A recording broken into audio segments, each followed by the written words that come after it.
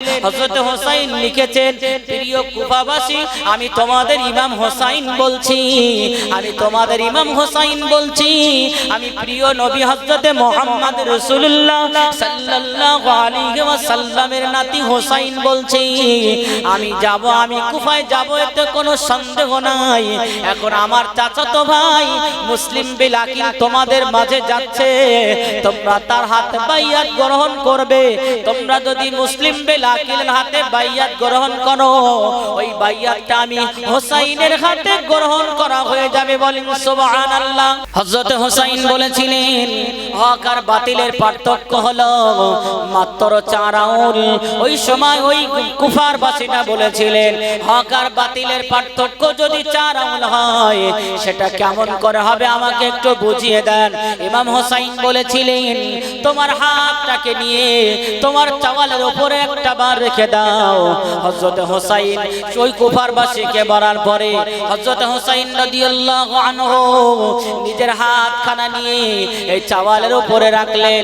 ইমাম হোসাইন বলেছিলেন, এই কুফাবাসী শুনে রেখে দাও, দেখো তোমার 4টে আঙ্গুল চোখ এবং কান বরাবর হয়ে গেছে। এই 4টে আঙ্গুল চোখ এবং কান বরাবর হয়ে গেছে। এই 4টে আঙ্গুলের একটা সাইড চোখের কোণায় চলে এসেছে, আর একটা সাইড কানের কোণায় চলে এসেছে। আমি যে তোমাকে বলেছিলাম হক আর বাতিলের দূরত্ব 4 আঙ্গুল, দেখো তোমার চোখ আর কান বরাবর 4 আঙ্গুল সমান জায়গা আছে কিনা? কুফার মানুষটা বলেছিলেন, হ্যাঁ, চোখ আর কান বরাবর 4 আঙ্গুলের দূরত্ব আছে। তবে কেমন করে আমার হক আর বাতিলের পার্থক্য তো এখনো বুঝতে পারলাম না। হযরত হোসাইন বলেছিলেন, আমি আপনাকে বুঝিয়ে দেব। আমি আপনাকে বলেছিলাম হক আর বাতিলের পার্থক্য 4 আঙ্গুল, এবং সেটা পরীক্ষা করার জন্য প্র্যাকটিক্যালি আমি আপনাকে দেখিয়ে দিলাম চোখ আর কান থেকে মাত্র 4 আঙ্গুল জায়গা এখানে বাকি আছে। আমি আপনাকে প্র্যাকটিক্যালিও দেখিয়ে দিলাম চোখ আর কান এই জায়গা থেকে মাত্র 4 আঙ্গুল কিন্তু এই জায়গাটা। সুতরাং এর ভিতরে হক আর বাতিল। ওই সময় কুফার মানুষটা বলেছিলেন, কিভাবে সম্ভব হক আর বাতিলের 4 আঙ্গুল তফাৎ? আপনি আমাকে বোঝাচ্ছেন কিন্তু বুঝে আসছে না কেন? ইমাম হোসেন ওই সময় বলেছিলেন, ও কুফারবাসী শুনে রেখে দাও, ও কুফাবাসী শুনে রেখে দাও, আমি হোসেন এই জন্য বললাম হক আর বাতিলের দূরত্ব 4 আঙ্গুল, কারণ তুমি যখন কুফার জমিনে ছিলে, তুমি যখন আমার বিরুদ্ধে কুফার মসজিদে মসজিদে কুফার মেম্বারে আমি হোসাইনের বিরুদ্ধে যখন তুমি শুনছিলে, তখন কিন্তু তুমি আমাকে চোখে দেখোনি, শুধু স্রেফ মাত্র আমার বিরুদ্ধে তুমি শুনেছো। আজ তুমি আমাকে চোখে দেখার পরে তোমার সেই ধারণাটাই পাল্টে গেছে। তুমি শুনেছিলে কুফার মসজিদে হযরত হোসাইন একটা খারাপ, হযরত হোসাইন একটা বাজে, এই কথাটা তুমি কুফার মসজিদে শুনেছিলে, এই কথাটা তুমি কুফার মেম্বারে শুনেছিলে। আজ তুমি কুফার মেম্বার ছেড়ে চলে এসেছো, আজ তুমি মদিনার জমিনে চলে এসেছো। মদিনার জমিনে আসার পরেতে তুমি অন্য কোন কথা শুনে আমার প্রতি তোমার ভালোবাসাটা বেড়ে গেছে। বলো, তুমি কানে এক শুনেছিলে, চোখে আরেকটা দেখেছো, এটা সত্য না মিথ্যা? হযরত হোসাইন লিখেছেন, প্রিয় কুফাবাসী, আমি তোমাদের ইমাম হোসাইন বলছি, আমি তোমাদের ইমাম হোসাইন বলছি, আমি প্রিয় নবী হযরত মুহাম্মদ রাসূলুল্লাহ সাল্লাল্লাহু আলাইহি ওয়াসাল্লামের নাতি হোসাইন বলছি। আমি যাব, আমি কুফায় যাব, এতে কোনো সন্দেহ নাই। এখন আমার চাচাতো ভাই মুসলিম বিলাকিল তোমাদের মাঝে যাচ্ছে, তোমরা তার হাতে বাইয়াত গ্রহণ করবে। তোমরা যদি মুসলিম বিলাকিলের হাতে বাইয়াত গ্রহণ করো, ওই বাইয়াতটা আমি হোসাইনের হাতে গ্রহণ করা হয়ে যাবে। বলেন সুবহানাল্লাহ। আল্লাহর রাসূলের নাতি হযরত হোসাইন রাদিয়াল্লাহু তাআলা আনহু জিজ্ঞাসা করেছিলেন, ও কুফাবাসী শুনে রেখে দাও, ও কুফার মেহমান শুনে রেখে দাও, আপনি যে আমার কাছে আসলেন, কেন আসলেন একটু আমাকে বলবেন? ওই সময় কুফার মানুষ বলেছিলেন, আমি যে কারণে এসেছিলাম সে কারণ আমি বুঝতে পেরে গেছি, তবে আমি আপনার মদিনা থেকে বিদায় নেব। তবে একটা কথা আমার মনে পড়ে গেছে, আল্লাহর রাসূলের একটা হাদিস আছে, আল্লাহর নবী বলেছিলেন, আনা মদিনাতুল ইলম ওয়া আলিউম বাবুহা, ও হোসাইন শুনে রেখে দাও, আপনার নানা জানের একটা হাদিসের কথা আমার মনে পড়ে গেছে। আপনার নানা জান একটা হাদিস শুনিয়েছিল, আনা মদিনাতুল ইলম ওয়া আলিউম বাবুহা, মদিনা শহরটা হলো ইলমের শহর, আর সেই শহরের দরজা হলো আপনার বাবা হযরত আলী। আমি মদিনার শহরকে ইলমের শহর আল্লাহর রাসূল ঘোষণা দিল, আর ইলমের শহরের দরজা হলো আপনার বাবা। তবে আমি এটা ভাবি, আমি এটা জানি, যেহেতু মদিনার শহরটা ইলমের শহর, ইলম শব্দের অর্থ হলো জ্ঞান, জ্ঞান, জ্ঞান, ইলমের শহর অর্থ হলো জ্ঞানের শহর। আমি কুফার মানুষ, চলে যাওয়ার পূর্বে আপনাকে একটা প্রশ্ন করতে চাই। আপনি যদি প্রশ্ন সঠিক উত্তরটা দিতে পারেন, তাহলে আমি বড় আনন্দিত হয়ে কুফার জমিনে ফিরে যাব। আর যদি সঠিক উত্তর না দিতে পারেন, তাহলে দুঃখ ভরা, বিদায় বিদারক, বেদনা ভরা দুঃখ নিয়ে ফিরে যাব। হযরত হোসাইন বলেছিলেন, ও কুফারবাসী, ও কুফাবাসী বলুন, আপনার সেই প্রশ্নটা একবার বলুন। আপনি কি প্রশ্ন করবেন? ওই কুফার মানুষটা বলেছিলেন, হযরত হোসাইন, ইমাম হোসাইন হযরত, আপনার নানাই হাদিসটি বলেছিলেন, আনা মদিনাতুল ইলম ওয়া আলিউম বাবুহা, মদিনা শহরটা হলো ইলমের শহর, আর এই শহরের দরজা হলো হযরত আলী রাদিয়াল্লাহু তাআলা আনহু। সুতরাং এটা আমি মনে প্রাণে বিশ্বাস করি, মনে প্রাণে মানি যে মদিনার মানুষেরা জ্ঞানী, মদিনার মানুষেরা জ্ঞানী। সেই জন্য তো আপনার কাছে প্রশ্নটা আমার রাখা বড় জরুরি হয়ে গেছে। ওই সময় বলেছিলেন, হযরত ইমাম হোসাইন বলেছিলেন, ঠিক আছে আপনি আপনার প্রশ্নটা করুন। কুফার ওই মানুষটা বলেছিলেন, ওই ইমাম হোসাইন শুনে রেখে দেন, ওই ইমাম হোসাইন জেনে রেখে দেন, আমি আপনাকে প্রশ্ন এটাই করব। মদিনার হোসাইন শুনে রেখে দেন, আমি আপনাকে প্রশ্ন এটাই করব, হক আর বাতিলের দূরত্ব কত, এটা আমাকে বুঝিয়ে দেন। প্রশ্ন কি করেছিলেন? হযরতে হোসাইন রাদিয়াল্লাহু তাআলা আনহুকে প্রশ্ন করেছিলেন, হক আর বাতিলের দূরত্ব কত, আমাকে একটু বুঝিয়ে দেন। প্রশ্নটা খুব ভাইটাল এবং মারাত্মক প্রশ্ন, একটু মন দিয়ে বোঝার চেষ্টা করবেন। ইমাম হোসাইন সেদিন বলেছিলেন, হে কুফার মানুষেরা, আপনি আমাকে প্রশ্ন করেছিলেন যে হক আর বাতিলের দূরত্ব কত। তবে একটা জিনিস জেনে রাখেন, আপনি যদি আমাকে প্রশ্ন করতেন হক আর বাতিলের পার্থক্য কি, তাহলে আমি হোসাইন কোরআন হাদিস থেকে দলিল দিয়ে প্রমাণ করতাম। আপনি যদি প্রশ্ন করতেন হক আর বাতিলের পরিচয়টা কি, তাহলে আমি কোরআন হাদিস থেকে দলিল দিতাম। কিন্তু আপনি আমাকে প্রশ্ন করেছেন হক আর বাতিলের দূরত্ব কত। প্রশ্নটা বুঝতে পেরেছেন? হযরত হোসাইন বলছেন, আপনি যদি আমাকে প্রশ্ন করতেন হক আর বাতিলের পরিচয় কি, তাহলে আমি হোসাইন কোরআন এবং হাদিস থেকে দিয়ে দিতাম। যদি আমাকে প্রশ্ন করতেন হক আর বাতিলের পার্থক্য কত, তাহলে আমি কোরআন এবং হাদিস থেকে দলিল দিতাম। কিন্তু আপনি আমাকে প্রশ্ন করেছেন হক আর বাতিলের দূরত্ব কত, যেটা হাদিসেও নাই, কোরআনেও নাই। প্রশ্ন কি করেছে? ও তো কুফার মানুষটা কতটা চালাকি করেছে যে মদিনার মানুষরা জ্ঞানী, সেই জন্য প্রশ্ন একটু উল্টো করে করেছে, প্রশ্নটা একটু ঘুরিয়ে করেছে হযরত হোসাইন রাদিয়াল্লাহু তাআলা আনহুকে সম্মানহানি করার জন্য। দেখি উত্তর দিতে পারে কিনা। কিন্তু হযরত হোসাইনকে যদি প্রশ্ন করতেন উনি যে হক আর বাতিলের হক আর বাতিলের পার্থক্য বা পরিচয় কি, তাহলে হযরত হোসাইন রাদিয়াল্লাহু তাআলা আনহু কোরআন এবং হাদিস থেকে দিয়ে দিতে পারতেন, তিনি দিতেন। কিন্তু প্রশ্ন করেছেন হক আর বাতিলের দূরত্ব কত। এ জওয়ান যুবকেরা, ইমাম হোসাইন বলেছিলেন, এ কুফার মানুষ শুনে রেখে দেন, আপনারা বড় চালাক মানুষ, আপনারা বড় চালাক মানুষ, আপনারা বড় চালাকি করেন। কারণ কুফার মানুষের কারণে কুফার জমিনে আমার আব্বা প্রতারিত হয়েছিলেন, কুফার জমিনে আমার ভাইকে বিশ্বাসঘাতকতার কথা করা হয়েছিল, কুফার মানুষেরা আমার ভাইকে বিষপান করে মেরেছেন, কুফার জমিনে আমার আব্বাকে শহীদ করা হয়েছিল। আপনি তো সেখানকার মানুষ, সুতরাং আপনার প্রশ্নটা একটু ক্রিটিক্যাল হবে, এটা স্বাভাবিক। তবে আপনি শুনে রেখে দেন, আপনি আমাকে প্রশ্ন করেছেন হক আর বাতিলের দূরত্ব কত। এ কুফার মানুষ, হক আর বাতিলের দূরত্ব হলো মাত্র 4 আঙ্গুল। কাউল বলেছেন হক আর বাতিলের দূরত্ব 4 আঙ্গুল। ওই সময় কুফার মানুষটা বলেছিলেন, হে ইমাম হোসাইন, আমরা আপনার কথাটা বুঝতে পারলাম না, আমি আপনার কথাটা বুঝে আসলো না, হক আর বাতিলের 4 আঙ্গুল কেমন করে দূরত্ব হতে পারে?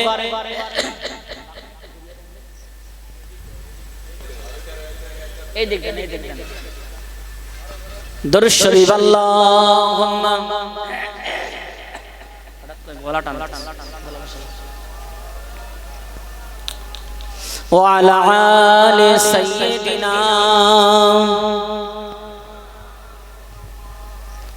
হযরত হুসাইন বলেছিলেন হক আর বাতিলের পার্থক্য হলো মাত্র 4 আঙ্গুল।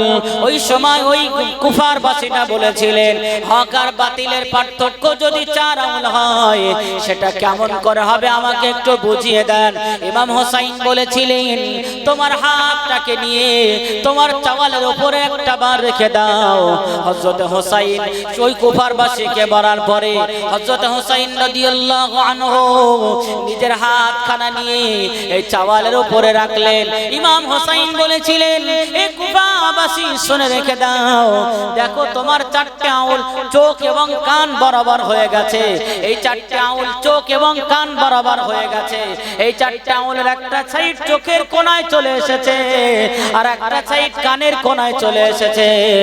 আমি যে তোমাকে বলেছিলাম হক আর বাতিলের দূরত্ব 4 আঙ্গুল, দেখো তোমার চোখ আর কান বরাবর 4 আঙ্গুল সমান জায়গা আছে কিনা। কুফার মানুষটা বলেছিলেন হ্যাঁ চোখ আর কান বরাবর 4 আঙ্গুলের দূরত্ব আছে, তবে কেমন করে আমার হক আর বাতিলের পার্থক্য তো এখনো বুঝতে পারলাম না। হযরত হুসাইন বলেছিলেন আমি আপনাকে বুঝিয়ে দেব। আমি আপনাকে বলেছিলাম হক আর বাতিলের পার্থক্য 4 আঙ্গুল এবং সেটা পরীক্ষা করার জন্য প্র্যাকটিক্যালি আমি আপনাকে দেখিয়ে দিলাম চোখ আর কান থেকে মাত্র 4 আঙ্গুল জায়গা এখানে বাকি আছে। আমি আপনাকে প্র্যাকটিক্যালও দেখিয়ে দিলাম চোখ আর কান এই জায়গা থেকে মাত্র 4 আঙ্গুল কিন্তু এই জায়গাটা, সুতরাং এর ভিতরে হক আর বাতিল। ওই সময় কুফার মানুষটা বলেছিলেন কিভাবে সম্ভব হক আর বাতিলের 4 আঙ্গুল তফাৎ, আপনি আমাকে বোঝাচ্ছেন কিন্তু বুঝে আসছে না কেন। ইমাম হোসেন ওই সময় বলেছিলেন ও কুফারবাসী শুনে রেখে দাও, ও কুফাবাসী শুনে রেখে দাও, আমি হোসেন এই জন্য বললাম হক আর বাতিলের দূরত্ব 4 আঙ্গুল, কারণ তুমি যখন কুফার জমিনে ছিলে, তুমি যখন আমার বিরুদ্ধে কুফার মসজিদে মসজিদে কুফার মেম্বারে আমি হোসাইনের বিরুদ্ধে যখন তুমি শুনছিলে তখন কিন্তু তুমি আমাকে চোখে দেখোনি, শুধু স্রেফ মাত্র আমার বিরুদ্ধে তুমি শুনেছো। আজ তুমি আমাকে চোখে দেখার পরে তোমার সেই ধারণাটাই পাল্টে গেছে। তুমি শুনেছিলে কুফার মসজিদে হযরত হোসাইন একটা খারাপ, হযরত হোসাইন একটা বাজে, এই কথাটা তুমি কুফার মসজিদে শুনেছিলে, এই কথাটা তুমি কুফার মেম্বারে শুনেছিলে। আজ তুমি কুফার মেম্বার ছেড়ে চলে এসেছো, আজ তুমি মদিনার জমিনে চলে এসেছো। মদিনার জমিনে আসার পরেতে তুমি অন্য কোন কথা শুনে আমার প্রতি তোমার ভালোবাসাটা বেড়ে গেছে। বলো তুমি কানে এক শুনেছিলে, চোখে আরেকটা দেখেছো, এটা সত্য না মিথ্যা? বলে হ্যাঁ ঠিক। মদিনা জমিনে আসার পরে আমি চোখে দেখেছি আপনাকে, চোখে দেখছি আপনাকে, আপনি একজন ভদ্র, আপনি একজন সুশীতল, আপনি একজন নম্র, আপনি একজন বিনয়ী, আপনি একজন মহান চরিত্রের অধিকারী। সুতরাং যখন আমি কুফার জমিনে ছিলাম আপনার বিরুদ্ধে কত কথা না শুনেছি। হযরত হোসেন বললেন 4 আঙ্গুলের দূরত্ব কেন বলেছি শোনেন, 4 আঙ্গুলের দূরত্ব কেন বলেছি শোনেন। আমি বলেছিলাম 4 আঙ্গুলের দূরত্ব হক আর বাতিলের। আপনি যখন কুফায় ছিলেন, আপনার কুফায় গমন করা অবস্থায়, আপনার কুফায় থাকা অবস্থায় আপনি সিরেফ কানে শুনেছিলেন হোসাইন একটা খারাপ, কিন্তু সেই কুফা থেকে আপনি মদিনা আসলেন, চোখে দেখতে পাচ্ছেন, এখন আর কানে শুনছেন না যে হোসাইন খারাপ, এখন সিরেফ চোখে দেখছেন হোসাইন ভালো, হোসাইন একটা নম্র বিনয়ী। তাহলে বলেন কানে শুনেছিলেন কুফায়, তাহলে কান আর চোখের দূরত্বটা কত 4 আঙ্গুল। সেদিনে কানে শুনেছিলেন বাতিল, সেদিনে কানে শুনেছিলেন বাতিল, সেটা বাতিল, সেটা হক নয়, সেটা মিথ্যা, আর মিথ্যে তার তুই বাতিল হয়ে যায়। সুতরাং কানে শুনেছেন বাতিল আর চোখে দেখেছেন হক, তাহলে দূরত্ব কতটা হলো? 4 আঙ্গুল না বেশি হলো?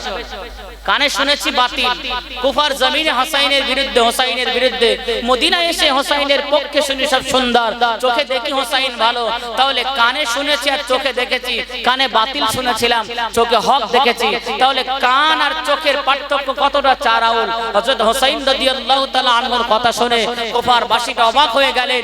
তখনই সেই জায়গায় দাঁড়িয়ে হযরত হুসাইনের হাতে বায়াত হয়ে তিনি কুফার জমিনে ফিরে গেলেন। ফিরে গিয়ে হযরত হুসাইনের কথা আবার কুফার জমিনে বললেন। হুসাইন একটা ন্যায়পরায়ণ খেলাফত বাদশা, হুসাইন একজন ভালো মানুষ। হুসাইনের বায়াত যদি আমরা গ্রহণ করতে পারি, নিঃসন্দেহে ইসলামের পতাকা উড়বে এবং আমরা শান্তি পাবো। এজিদের অত্যাচার থেকে, এদিকে স্বৈরাচারী থেকে, এদিকে এজিদের ওই রকম মানে অত্যাচারী থেকে আমরা নিস্তার পাবো। সেই দিন থেকে কুফার জমিন থেকে আস্তে আস্তে এমন করে 350 চিঠি ওরা মদিনার জমিনে পাঠিয়েছে। হযরত হুসাইন রাদিয়াল্লাহু তাআলা আনহুকে যখন চিঠির পর চিঠি পাঠালেন, হযরত হুসাইন রাদিয়াল্লাহু তাআলা আনহু 1500 পত্র পাওয়ার পরে ইমাম হুসাইন মদিনার আলেমদেরকে ডাকলেন, মদিনার জ্ঞানী বুদ্ধিজীবী মানুষদেরকে ডাকলেন। মদিনার মানুষদেরকে ডেকে হযরত হুসাইন বলেছিলেন, ও মদিনার মানুষেরা, ও মদিনার জ্ঞানী বিচক্ষণ আলেমেরা, কুফার জমিন থেকে আমাকে 350 পত্র পাঠানো হলো।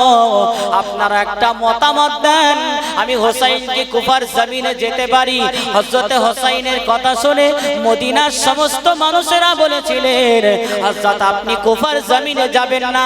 আপনার কি পিছনের ইতিহাস আপনি ভুলে গেছেন? আপনার কি মনে নাই আপনার আব্বার সঙ্গে তারা বিশ্বাসঘাতকতা করেছিল? আপনার আব্বার সঙ্গে তারা প্রতারণা করেছিল। হযরত আপনার কি মনে নাই?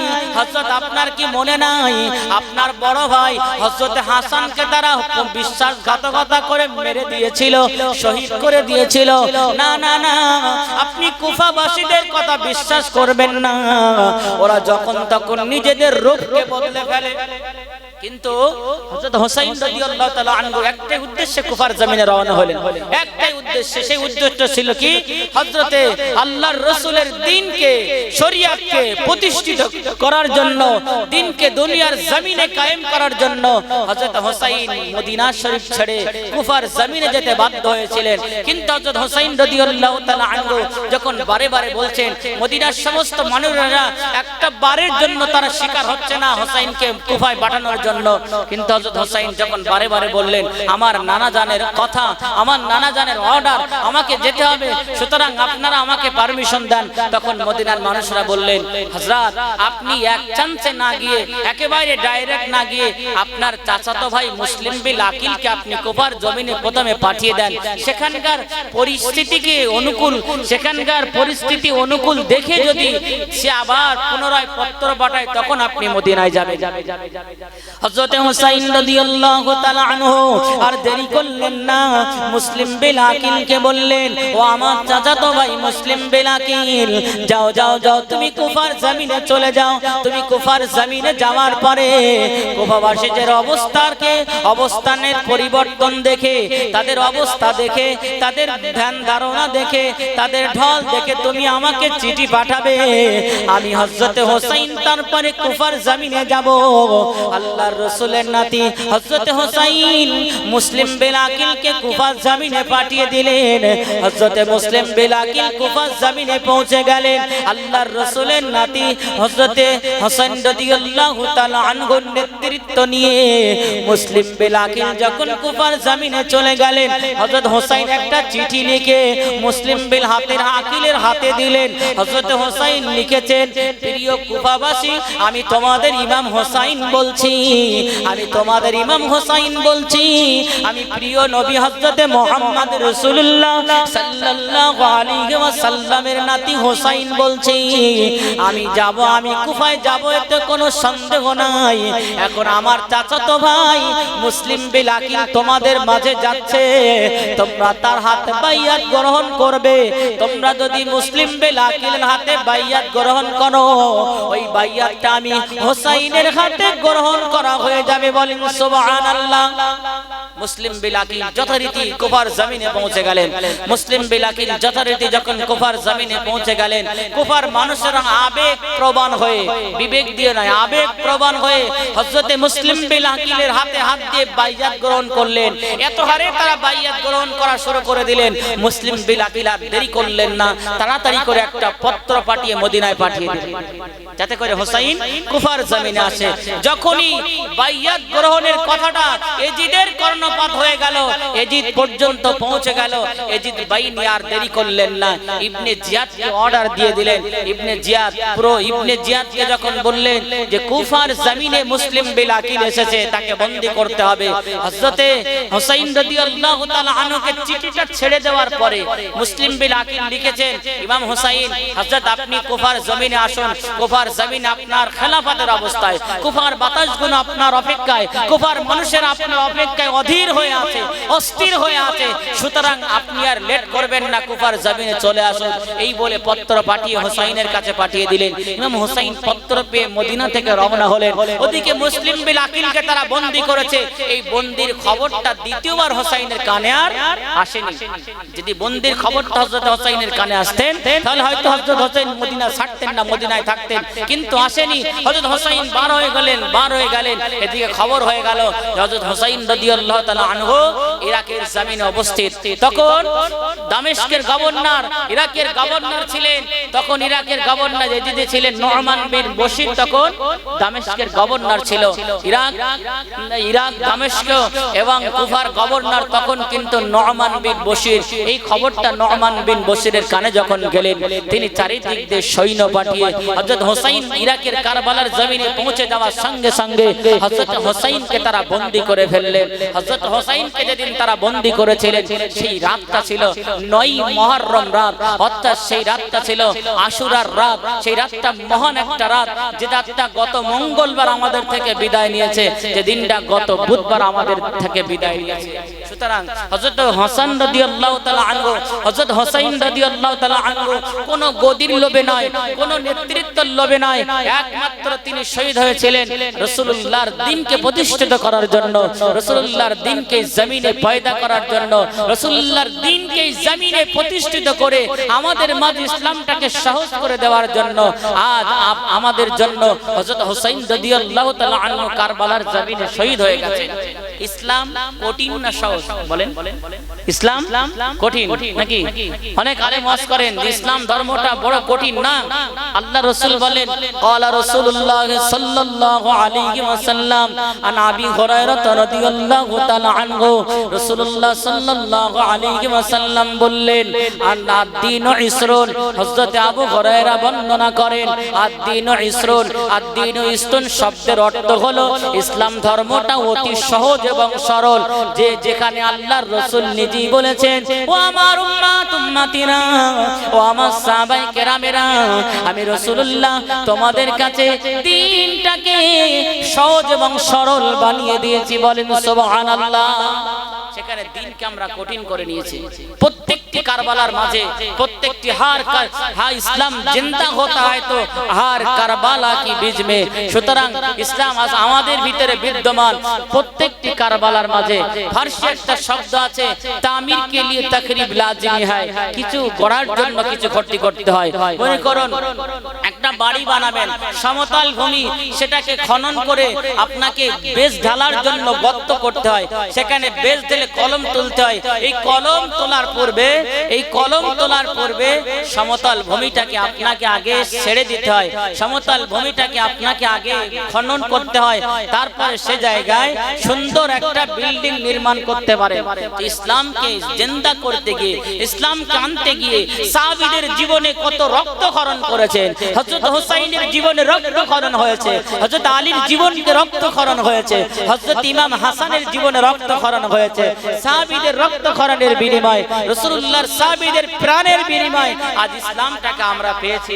আমাদের কাছে সহজ হয়েছে বলে আমরা সহজ করে নিয়েছি না, ইসলাম সহজ, কিন্তু আমরা না মানার কারণে নিজেদের কাছে কঠিন বোধ হয়। এই যে আমরা যেখানে বসেছি, আমরা নামাজ পড়ি, রোজা রাখি, অনেকেই রোজা রাখি না, অনেকেই নামাজ পড়ি না, কিন্তু যে হোসাইনের মহব্বতে এখানে বসে আছি, আল্লাহ রাসূল বললেন হোসাইনের যদি কেউ লোম ধরে টানে, হোসাইনের চুল যদি কেউ ধরে টানে, তারা জানে আমি রাসূলুল্লাহর গায়ে একটা সুই ফোটানোর মতন কষ্ট দিল। তাহলে হোসাইন এতটাই রাসূলুল্লাহর প্রিয়, হযরত হাসান এতটাই প্রিয়, হোসাইন হাসান এতটাই রাসূলুল্লাহর প্রিয়। জোরে বলেন না সুবহানাল্লাহ। হযরত আকরাবা ইবনে হাফ আল্লাহর রাসূলের দরবারে হাজির, এসে দেখেন হযরত রাসূলুল্লাহ সাল্লাল্লাহু আলাইহি ওয়াসাল্লাম দুই ভাইয়ের গালে চুম্বন দিচ্ছেন, ঘাড়ে চুম্বন দিচ্ছেন, মাথায় চুম্বন দিচ্ছেন। হযরত আকরাবা ইবনে হাফ দেখে অবাক হয়ে গেলেন। আল্লাহর নবীকে বললেন, ইয়া রাসূলুল্লাহ, আপনার তো মাত্র 2টি নাতি, কিন্তু আমার ঘরে বউ 7টা 8টা নাতি আছে, আমি তাদেরকে কোনোদিন আদর ও চুম্বন দেই না।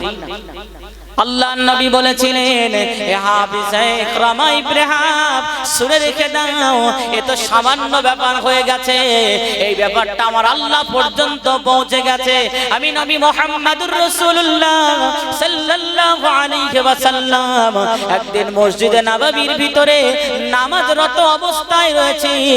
আমার 2 নাতি হযরত হাসান, হযরত হুসাইন রাদিয়াল্লাহু তাআলা আনহু, তারা দৌড়ে দৌড়ে গিয়ে আমার মাথার উপরে, আমার ঘাড়ের উপরে ঠেলে উঠলেন।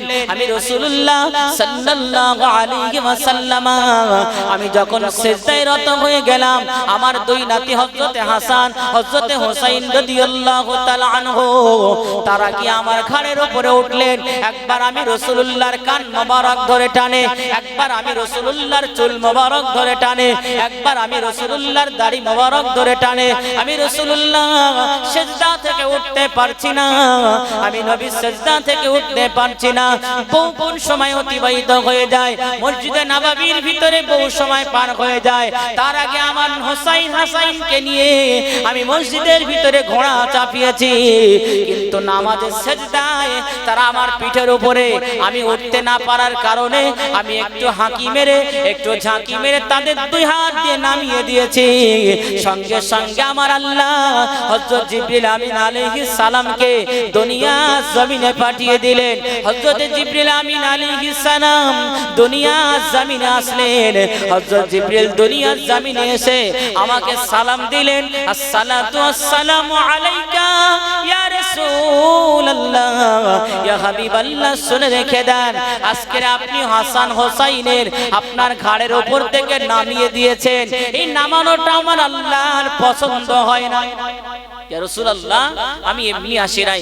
আল্লাহ রাসূলের ঘাড়ে যখন হযরত হাসান হোসেন দীর্ঘ সময় বসে আছেন, আল্লাহ রাসূল নামাজে আছে, আল্লাহ রাসূলের মনে মনে ভয় হচ্ছে, আমি নামাজ তো পড়ছি আল্লাহর, তাহলে হাসান হোসেন আমার সঙ্গে আমার ঘাড়ের উপরে বসে আছে, এমনি আমার দাড়ি টানে, এমনি আমার চুল মোবারক টানে, এমনি আমার কান মোবারক টানে, সেটা একটা আলাদা ব্যাপার, কিন্তু আমি এখন তো আল্লাহর নামাজে রত, আল্লাহর নামাজে আমি অবস্থান আছি। সুতরাং এই মুহূর্তে যদি আমার ঘাড় ধরে টানে, দাড়ি মোবারক ধরে টানে, যদি আল্লাহ রাগান্বিত হয়ে যায়, এই না মনে করে আমার আপনার নবী হযরত হোসাইনের 2 হাত দিয়ে হযরত হাসান হোসাইনকে 2 দিক দিয়ে নামিয়ে দিলেন। জওয়ান যুবকেরা, হযরত জিবরিল আমিন আলাইহিস সালাম এসে আমার নবীকে বললেন, ইয়া রাসূলুল্লাহ, হাবিবাল্লাহ, ইয়া রাসূলুল্লাহ, ইয়া হাবিবাল্লাহ, আপনার ঘাড়ের উপরে যখন হযরত হোসাইন বসে খেলা করছিল, ওই সময় আমার আল্লাহ সমস্ত ফেরেশতাদেরকে নিয়ে, আমার আল্লাহ সমস্ত ফেরেশতাদেরকে নিয়ে এই দৃশ্যটা দেখে বড় আনন্দ উপভোগ করছিলেন। বলেন সুবহানাল্লাহ।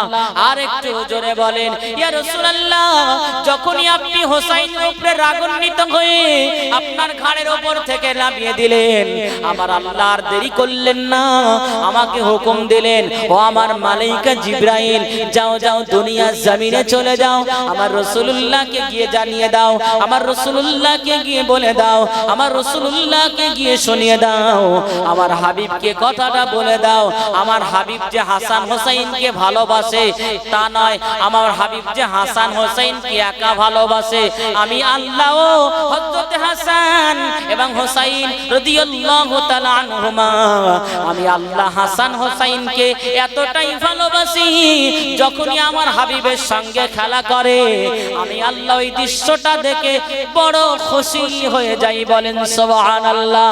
আর একটু জোরে বলেন, আর একটু জোরে বলেন।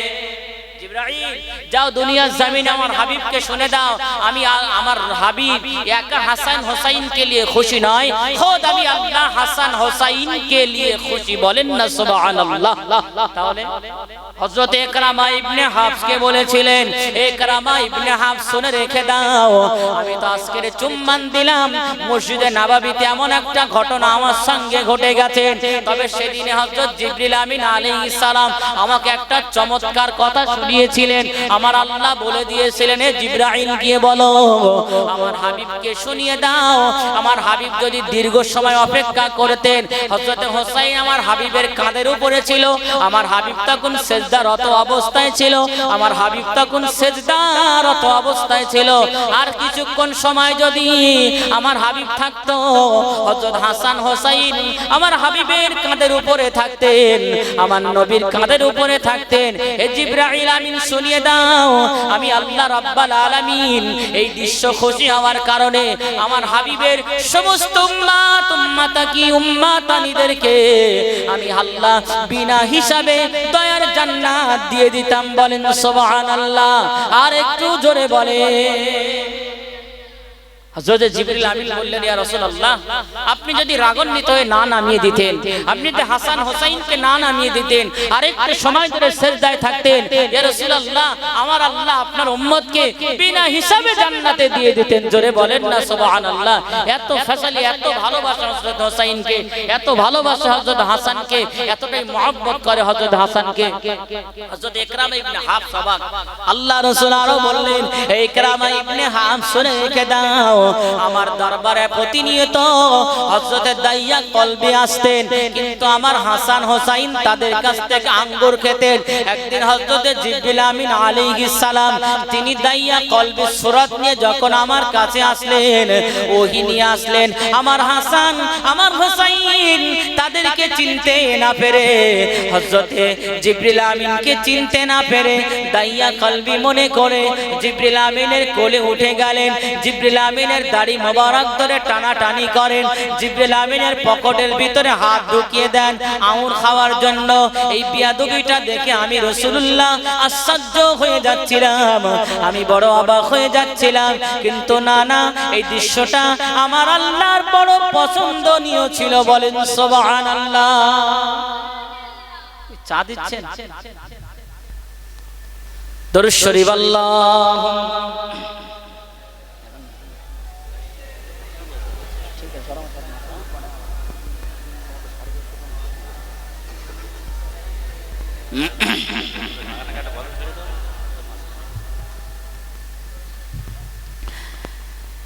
হে রাসূল তোমায় ভালোবাসি,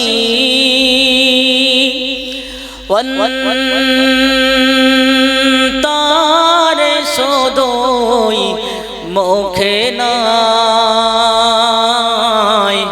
জান্নাতের আশায় নয় হে রাসূল, জাহান্নাম কে ওই ডরি নাই, হে রাসূল তোমায় ভালোবাসি, অন্তরে শুধুই মুখে নয়, জান্নাতের আশায় নয় হে রাসূল, জাহান্নাম কে ওই ডরি নাই, তোমার পাওয়া রিয়াশা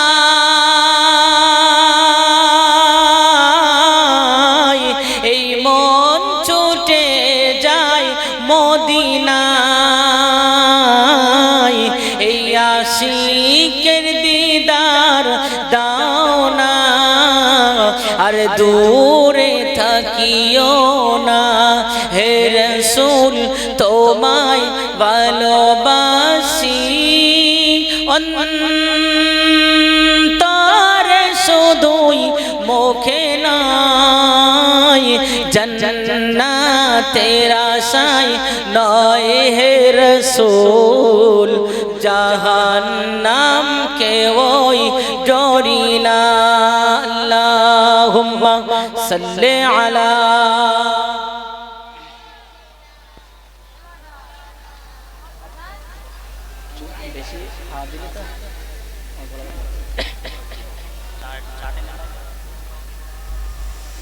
চা দিয়ে দেন। বর্ষাকাল ঠান্ডা ঠান্ডা ওয়েদার আছে, মজা লাগবে ইনশাআল্লাহ। আল্লাহর রাসূলের দরবারে হযরত হুসাইন রাদিয়াল্লাহু তাআলা আনহু বর্ষা দাইয়া কলবে আসলেন। রাসূলের মহব্বত এমন ছিল, হযরত আল্লাহর রাসূল হাসানের ব্যাপারে বললেন, হুসাইনের ব্যাপারে বললেন, হযরত হুসাইন রাদিয়াল্লাহু তাআলা আনহু আমার অর্ধেক এবং হাসান রাদিয়াল্লাহু তাআলা আনহু আমার অর্ধেক। সুতরাং তারা আমার দৈহিক সম্পর্ক, তারা আমার জীবন, তারা আমার পরণ। যারা হুসাইনের বিরুদ্ধে কথা বলে, আমি রাসূলুল্লাহর বিরুদ্ধে তারা চলে। যারা হুসাইনের পক্ষ অবলম্বন করে, তারা আমি হুসাইন তারা আমি রাসূলুল্লাহকে ভালোবাসে। যারা আমার হুসাইনকে ভালোবাসে না, তারা আমি রাসূলুল্লাহর সুপারিশ শাফাত কোশ্চিন কালেও পাবে না। তাহলে হযরত হুসাইনকে ভালোবাসা, এই মাহফিল দিলাম, হুসাইনকে ভালোবাসলাম। কালেমা জিকির লা ইলাহা ইল্লাল্লাহ,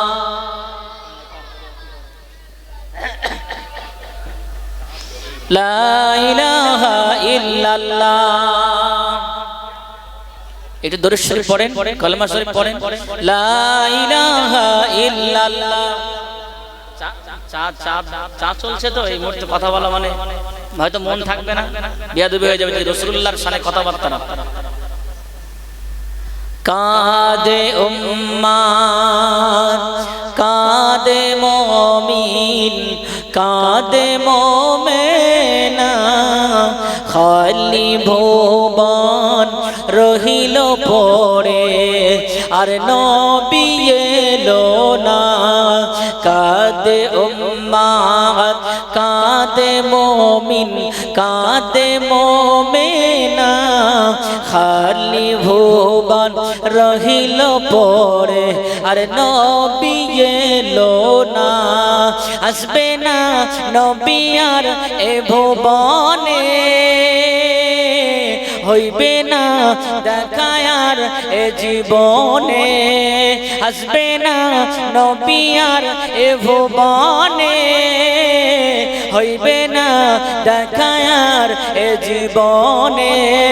দেখা দিও নবী তুমি হাসরের দিনে, কাঁদে উম্মাত, কাঁদে মুমিন, কাঁদে মুমিনা, খালি ভুবন রহিল পড়ে আর নবী এলো না। আল্লাহুম্মা সাল্লি আলা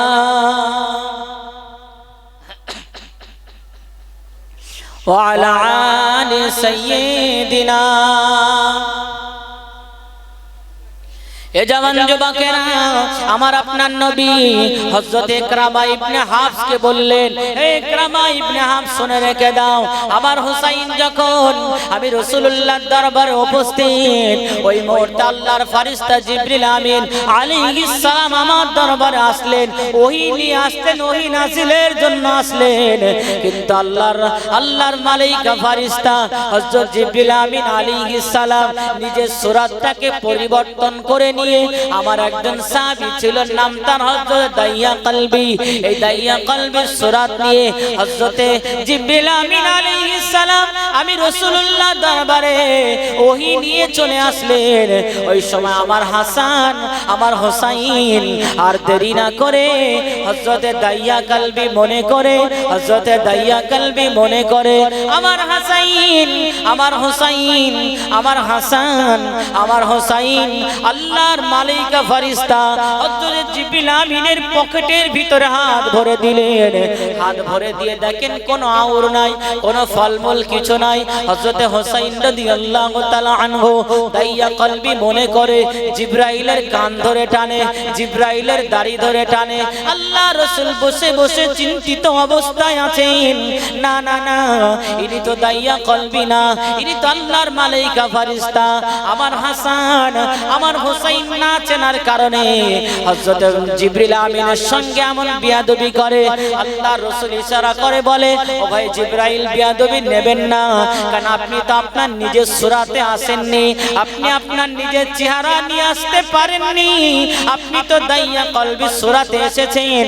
সেই জন্য আমার নাতি আমার হাসান আমার হোসাইন আপনাকে না চেনার কারণে তারা আপনার সঙ্গে বিয়াদবি করছে। ওই সময়ে হযরত জিবরিল আমিন বলেছিলেন, ইয়া রাসূলুল্লাহ, ইয়া হাবিবাল্লাহ, বাচ্চারা এত আনন্দ করে, বাচ্চাদের আনন্দটা যে এত মধুর হয়, যে বাড়ি বাচ্চা নাই তারা কিন্তু জানতে পারবে না, যাদের সন্তান আছে তারা জানে।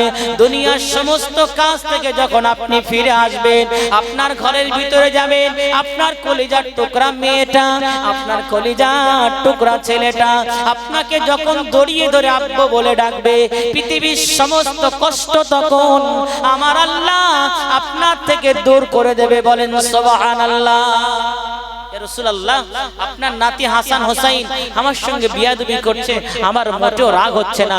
আমি তো এটাই উপলব্ধি করতে পারছি, আমি জিবরিল আমিন আলাইহিস সালাম যদি দাইয়া কলবি সূরাত নিয়ে আজকে না আসতাম, তাহলে বাচ্চাদের এই আনন্দ, বাচ্চাদের এই মজা আমি জিবরিল আমিন কোনোদিনও পেতাম না। জোরে বলেন না সুবহানাল্লাহ।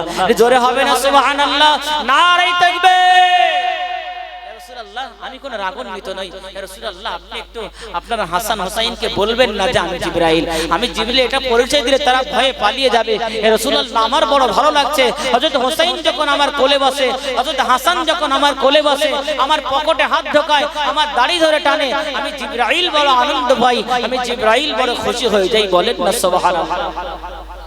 হযরত হাসান বলেছিলেন, হযরত হোসাইন বলেছিলেন, ও আমার নানা জানের সাহাবা, আপনি প্রতিনিয়ত যখন আমার নানা জানের কাছে আসেন, আমাদের জন্য আঙ্গুর নিয়ে আসেন, আমাদের জন্য তো ফল পাকড় নিয়ে আসতেন, কিন্তু আজকের কেন খালি হাতে আসলেন? হযরত জিবরিল আমিন বলেছিলেন, ঠিক আছে আমি তোমাদের জন্য আঙ্গুর দেব, আমি তোমাদের জন্য আঙ্গুর দেব, তোমরা দ্বিতীয়বার আমার পকেটে হাত দাও, কারণ তোমরা তখন ভালো করে খোঁজাখুঁজি না করার কারণে তোমরা আমার পকেটে আঙ্গুর পাও না। হযরত জিবরিল আমিন আলাইহিস সালাম আমার আল্লাহকে বললেন, আল্লাহ, এখন হাসান হোসাইন আমার কাছে আঙ্গুর খেতে চেয়েছে, আল্লাহ আপনি যদি আঙ্গুর না দেন, আমি জিবরিল আমিন বড় বরদস্ত হয়ে যাব, আমি অপদস্থ হয়ে যাব। আমার আল্লাহ কি করলেন? জান্নাতের আঙ্গুর নিয়ে হযরত জিবরিল আমিন আলাইহিস সালামের পকেটে ভরে দিলেন। বলেন সুবহানাল্লাহ। হযরত হাসান হোসাইন রাদিয়াল্লাহু তাআলা আনহু দুই ভাই আর দেরি করলেন না, জিবরিল আমিন আলাইহিস সালামের পকেটের ভিতর থেকে আঙ্গুর নিয়ে খাওয়া শুরু করলেন। খাওয়ার পরে জিবরিল আমিন আলাইহিস সালামকে বললেন, ও রাসূলুল্লাহ, সাহাবা ও দাইয়া কলবি শুনে রেখে দেন, আপনি যেমন আঙ্গুর প্রত্যেক দিন আনেন, সেই আঙ্গুরের স্বাদের সঙ্গে মেলে না। একটা বার বলবেন আঙ্গুর কোথায় আপনি পেয়েছেন, আপনি কি একটা বার বলবেন আঙ্গুর তো এমন স্বাদ নয়, আমরা প্রতিদিন যে আঙ্গুরগুলো খাই, না না সে স্বাদ এমন নয়, তার থেকে অনেক সুস্বাদু, অনেক সুন্দর। এমন আঙ্গুর আমি হোসাইন এবং আমি হাসান জীবনে খাইনি। আল্লাহ রাসূল নবী আমার বলেছিলেন, ও আমার প্রিয় নাতি হযরত হাসান, ও আমার প্রিয় নাতি হোসাইন, শুনে রেখে দাও, তোমরা তো মনে করেছো এটা দাইয়া কলবি, না না এটা দাইয়া কলবি না, এটা আল্লাহর মালাইকা ফেরেশতা হযরত জিবরিল আমিন আলাইহিস সালাম, ইনি দাইয়া কলবি সূরাত নিয়ে আমি রাসূলুল্লাহর কাছে ওহী নিয়ে আসলেন। হযরত হাসান হোসাইনের পর বলার সঙ্গে সঙ্গে হযরত হাসান হোসাইন ভয় পেয়ে গেলেন। ওই সময় জিবরিল আমিন বলেছিলেন, ও রাসূলুল্লাহর নাতি হযরত হাসান, হযরত হোসাইন, শুনে রেখে দাও, জেনে রেখে দাও, আমি জিবরিল আমিন আলাইহিস সালাম তোমাদের প্রতি অসন্তুষ্ট নয়, তোমাদের প্রতি রাগান্বিত নয়। আমি জিবরিল আজকে বুঝতে পারলাম দুনিয়ার মানুষেরা কত সুখে আছে। দুনিয়ার মানুষেরা কত সুখে আছে, কারণ তাদের আওলাদ আছে, তাদের বিবি আছে, তাদের বাচ্চা তাদের সুন্দর আছে। কিন্তু এত সুন্দর দুনিয়া আল্লাহ আমাদের দিয়েছেন। গোটা পৃথিবীটা আল্লাহ 6 দিনে সৃষ্টি করেছেন। এই 6 দিনের ভিতরে আশুরার দিনে আমার আল্লাহ সম্পূর্ণ করেছিলেন। এই মুহররমের চাঁদে, মুহররমের মাসে আশুরার দিনে আমার আল্লাহ এই দুনিয়াকে সৃষ্টি সম্পূর্ণ করেছিলেন। সেটাও ছিল 10ই মুহররম। আবার এই দুনিয়া শেষ করবেন, সেটাও কিন্তু এই 10ই মুহররম আশুরার দিনে আমার আল্লাহ দুনিয়া শেষ করবেন। আল্লাহ বলে, বান্দারে গোটা বিশ্বে আমি তোমাদের সব দিয়েছি, গোটা পৃথিবীতে সব দিয়েছি। গোটা পৃথিবীতে আমি আল্লাহর কাছে তোমরা নাচেও সব পেয়েছো, কিন্তু আমি তোমাদের 24টা ঘন্টা দিয়েছি। ক ঘন্টা? 24টা ঘন্টা আমি তোমাদের দিয়েছি।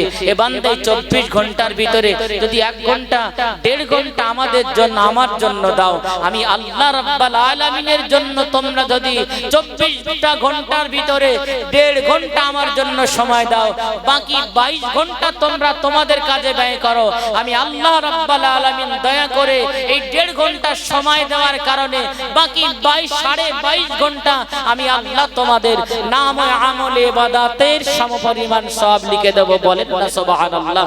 জোরে হবে না সুবহানাল্লাহ? আল্লাহ কি বললেন, বান্দা 24 ঘন্টা তোমাদের দিয়েছি।